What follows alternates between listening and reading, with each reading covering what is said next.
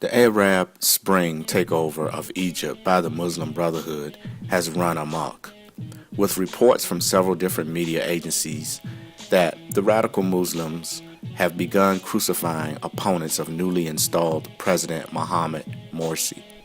Middle East media confirmed that during a recent rampage, Muslim Brotherhood operatives crucified those opposing Egyptian President Mohammed Morsi naked on trees in front of the president's palace while abusing others.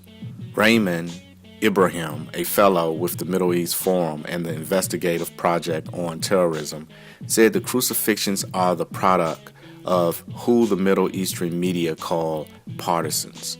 Arabic media call them supporters, followers, and partisans of the Muslim Brotherhood, Ibrahim said. Ibrahim also says the victims can be anyone including Egyptian Christians. It's anyone who is resisting the new government, Ibrahim said.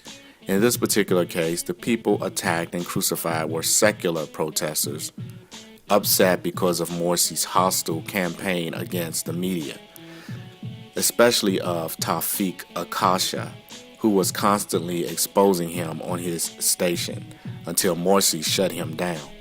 Ibrahim said, extra brutality is reserved for Christians, but the crucifixions are because of Islamic doctrine and are required by the Quran. The time and other details about the crucifixions were not readily available. Center for Security Policy Senior Fellow Claire Lopez cited chapter and verse from the Quran to explain that crucifixions are not simply normal for Islam, they're demanded. Crucifixion is a had punishment stipulated in the Quran, Surah 533, and therefore an obligatory part of Sharia, Lopez said. It's been a traditional punishment within Islam since the beginning, even though it's not exclusively Islamic. The Romans used it too. So the Egyptian Muslim Brotherhood haven't the option to not include crucifixion within their legal code. It's obligatory to comply with Sharia, and yes, it's for shock value also, to be sure, Lopez said. Lopez includes a warning for Egypt's Christians and compares the coming treatment of the Christians to the Jews in Germany. The Copts must get out of Egypt as soon as possible. For the many millions who will not be able to get out, I expect things will continue to deteriorate, just as they did for Germany's and Europe's Jews from the 1930s onward, Lopez said. The warnings were there long before the ghettos and roundups and one-way train trips to the concentration camps began in the 1940s, she said.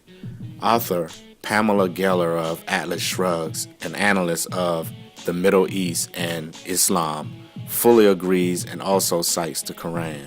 The Christians are in serious trouble because the Quran in Surah 929 commands Muslims to wage war against them and subjugate them, and they're also identified with the hated West and the U.S., Geller said. Thanks for watching Kingdom Knowledge News.